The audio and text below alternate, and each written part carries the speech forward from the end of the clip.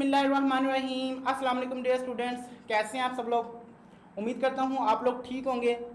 This is Shahbaz Mahmood. आज का हमारा टॉपिक ऑफ डिस्कशन है एनाएरोबिक रेस्पिरेशन। एरोबिक रेस्पिरेशन को हमने डिटेल में डिस्कस किया। ऐसी रेस्पिरेशन जिसमें ऑक्सीजन की ज़रूरत होती है, जिसमें जो ऑक्सीजन की प्रेजेंस में होती है, ऐसी रेस्पिरेशन को हम एरोबिक रेस्पिरेशन बोलते हैं। जबकि आज हम डिस्कस करेंगे एन एरोबिक रेस्पिरेशन, ऐसी रेस्पिरेशन, ऐसा प्रोसेस जिसमें एनर्जी को प्रोड्यूस किया जाता है in the absence of oxygen. Oxygen की गैर मौजूदगी में एनर्जी प्रोड्यूस करना, ऑक्सीजन की गैर मौजूदगी में रेस्पिरेशन का जो प्रोसेस है उस प्रोसेस को हम कहते हैं एन एरोबिक रेस्पिरेशन। इस प्रोसेस को हम फर्मेंटेशन का प्रोसेस भी बोलते हैं। फर्मेंटेशन जो है ये दो तरह की है, alcoholic fermentation and lactic acid fermentation. Alcoholic fermentation जैसा कि नाम जाहिर कर रहा है कि इसमें जो एंड प्रोडक्ट है अल्कोहल बनेगा, ठीक है। तो ये फर्मेंटेशन जो है इसमें अल्कोहल एंड प्रोडक्ट में बनता है।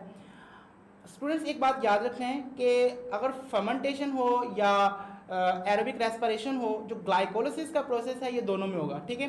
ग्लाइकोलिसिस का प्रोसेस एरोबिक रेस्पिरेशन में भी होता है, एन एरोबिक रेस्पिरेशन में भी होता है, ठीक है। तो ग्लूकोज को पायरुविक एसिड में जो कन्वर्ट करने का प्रोसेस है ये दोनों में होगा। तो इसका मतलब ये है कि फर्मेंटेशन के प्रोसेस में भी ग्लूकोज से पहले पायरुविक एसिड बनेगा, ठीक है। दो पायरुविक एसिड के मॉलिक्यूल्स बनेंगे और उस दौरान जो है दो एटीपी जो है ओवरऑल जनरेट होंगे, यानी कि दो एटीपी का गेन होगा इस प्रोसेस के दौरान। पायरुविक एसिड को अब क्या नेक्स्ट स्टेप में क्या होगा, फर्मेंटेशन, अल्कोहलिक फर्मेंटेशन में क्या होगा कि पायरुविक एसिड को उसकी सबसे पहले डीकार्बोक्सिलेशन होगी, दो कार्बन डाइऑक्साइड रिलीज होंगे और एसिटाल्डिहाइड में ये कन्वर्ट होगा। पहला स्टेप जो है दो एसिटाल्डिहाइड मॉलिक्यूल्स प्रोड्यूस होंगे फ्रॉम टू पायरुविक एसिड, ठीक है। टू पायरुविक एसिड से टू एसिटाल्डिहाइड मॉलिक्यूल्स यहाँ पर प्रोड्यूस हुए हैं, फर्स्ट स्टेप। उसके बाद सेकंड स्टेप में क्या होगा, एसिटाल्डिहाइड कन्वर्ट हो जाएगा एथेनॉल में। जो NADH प्रोड्यूस हुआ था ग्लाइकोलिसिस के दौरान, जो दो NADH के मॉलिक्यूल प्रोड्यूस हुए थे, अब ये दोनों NADH के मॉलिक्यूल कन्वर्ट हो जाएंगे NAD+ में, ठीक है। और NAD+ में कन्वर्ट हो जाएंगे और एसिटाल्डिहाइड को कन्वर्ट कर देंगे एथेनॉल में। इस प्रोसेस में हमारे पास एथेनॉल और कार्बन डाइऑक्साइड बना, ठीक है। टू एथेनॉल के मॉलिक्यूल, टू कार्बन डाइऑक्साइड के मॉलिक्यूल इस प्रोसेस के दौरान बने हैं। अच्छा स्टूडेंट्स, यहाँ पर एक इंपॉर्टेंट MCQ भी बन सकता है कि पायरुविक एसिड जो है उसमें जब उसकी डीकार्बोक्सिलेशन होती है तो कौन सा मॉलिक्यूल बनता है।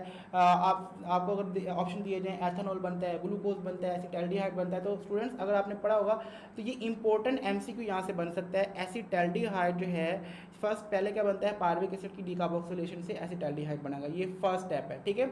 इंपॉर्टेंट MCQ है। नेक्स्ट अगर हम बात करें लैक्टिक एसिड फर्मेंटेशन की, तो लैक्टिक एसिड फर्मेंटेशन में पायरुवेट को कन्वर्ट कर दिया जाता है लैक्टेट में, ठीक है, लैक्टिक एसिड में, in the presence of lactic dehydrogenase enzyme, ठीक है। लैक्टेट डिहाइड्रोजिनेज एंजाइम क्या करता है, हाइड्रोजन को रिमूव करता है NADH से और इसको कन्वर्ट कर देता है NAD+ में, ठीक है। तो 2 और 2 यहाँ पर दो मॉलिक्यूल जो यूज़ होंगे, पायरुवेट के दो मॉलिक्यूल्स यूज़ हुए हैं, दो NADH जो है ये कन्वर्ट होंगे NAD+ में और दो लैक्टेट के मॉलिक्यूल यहाँ पर प्रोड्यूस होंगे, दो लैक्टिक एसिड प्रोड्यूस होंगे, ठीक है।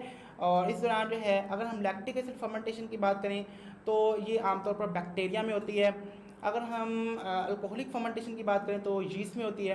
वैसे लैक्टिक एसिड फर्मेंटेशन ह्यूमंस में भी होती है, बाज़ केसेस में आमतौर पर मसल सेल्स में होती है और वो उस वक्त होती है जब बहुत ज़्यादा जो है वो डिमांड हो ATP की और बहुत यानी कि फास्ट डिमांड हो, जबकि ऑक्सीजन उतनी फास्ट जो है उस मसल को मिल ना रही हो, ठीक है। क्योंकि ये प्रोसेस ऑक्सीजन की गैर मौजूदगी में भी हो सकता है, तो इसलिए जो है उस वक्त जो है शिफ्ट कर दिया जाता है एरोबिक रेस्पिरेशन से एनाएरोबिक रेस्पिरेशन में, ठीक है। तो उस वक्त मसल्स में लैक्टिक एसिड प्रोड्यूस हो रहा होता है, ठीक है। तो ये प्रोसेस जो है ह्यूमंस में भी होता है। मसलन फॉर एग्जांपल आप बहुत हैवी एक्सरसाइज कर रहे हैं, आप सीढ़ियाँ चढ़ रहे हैं जल्दी जल्दी, तो इस प्रोसेस के दौरान क्या होगा, लैक्टिक एसिड फर्मेंटेशन का प्रोसेस हो रहा होगा, ठीक है। अच्छा, लैक्टिक एसिड फर्मेंटेशन या कोई भी फर्मेंटेशन हो, उस प्रोसेस के दौरान जो ATP की प्रोडक्शन है वो 2 ATP प्रोड्यूस होते हैं ओवरऑल, ये आपको पता ही है कि जो एटीपी ग्लाइकोलिसिस में वो प्रोड्यूस हो गए हैं वही हैं, उसके अलावा कोई एटीपी प्रोड्यूस नहीं होगा, ठीक है। तो 2 एटीपी प्रोड्यूस होने का मतलब है बहुत थोड़ी अमाउंट जो है हमने ग्लूकोज की यूज़ किया है, उसको एनर्जी में कन्वर्ट किया है। ऑलमोस्ट 2% एनर्जी जो है ग्लूकोज की कन्वर्ट हुई है, 2% जो है ग्लूकोज के बॉन्ड्स को कन्वर्ट किया गया है उसको एटीपी में, ठीक है। सो एटीपी यहाँ पर बहुत कम मिकदार में प्रोड्यूस होती है, इसलिए नॉर्मल कंडीशन में ह्यूमंस में जो फर्मेंटेशन का प्रोसेस है, लैक्टिक एसिड फर्मेंटेशन का जो प्रोसेस है नहीं होता है, ठीक है। सो स्टूडेंट्स, यहाँ तक हमारा आज का टॉपिक था। आपको कोई क्वेश्चन पूछना है तो आप क्लास ग्रुप में मुझसे पूछ सकते हैं। मुझे दें इजाज़त, अपना बहुत सारा ख्याल रखिएगा। अल्लाह हाफिज़।